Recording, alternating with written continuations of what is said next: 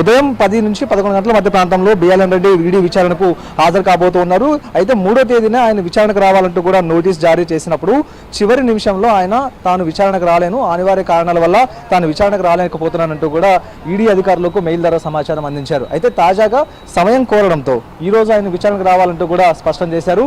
అయితే బిఎల్ఎన్ రెడ్డి మాత్రం తనకు 3 వారాల సమయం కావాలి అంటూ కూడా ఈడీ అధికారులకు సమాచారం అందించినప్పుడు తాము అంత సమయం ఇవ్వలేమంటూ కూడా చెప్పారు. సో ఇదే రోజు విచారణకు హాజరు కావాలంటూ చెప్పినటువంటి సందర్భంలోనే ఉదయం 10:30 నుంచి 11 గంటల మధ్య ప్రాంతంలో ఆయన ఈడీ విచారణకు వచ్చేటటువంటి అవకాశం అయితే చాలా స్పష్టంగా కనిపిస్తుంది. హెచ్ఎండిఏలో చీఫ్ ఇంజనీర్గా ఆయన సుమారు 10 ఏళ్ల పాటు కూడా పనిచేశారు.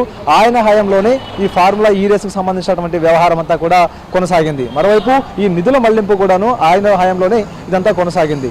ఈ ప్రస్తుతం ఏసీబీ అధికారులు ఒక కేసు నమోదు చేస్తే అలాగే ఈడీ అధికారులు కూడాను మరొక కేసు నమోదు చేశారు. ఇక ఏసీబీ అధికారులు నమోదు చేసినటువంటి కేసులో క్యాబినెట్ అనుమతి లేకుండా, ప్రభుత్వం అనుమతి లేకుండా నిధులు మళ్లింపుకు సంబంధించినటువంటి అంశం, ఆ తర్వాత ఆర్బీఐ అనుమతి లేకుండా నిధులు మళ్లింపునకు సంబంధించినటువంటి అంశం మీద ఏసీబీ అధికారులు కేసు నమోదు చేస్తే విదేశాలకు నిధులు మళ్లింపు అంశం మీద ఈడీ కేసు నమోదు చేసింది. ఖచ్చితంగా విదేశాలకు నిధులు మళ్లింపు చేయాలంటే మాత్రం ఖచ్చితంగా ఆర్బీఐ అనుమతి తీసుకోవాల్సినటువంటి అవసరం అయితే ఉంటుంది.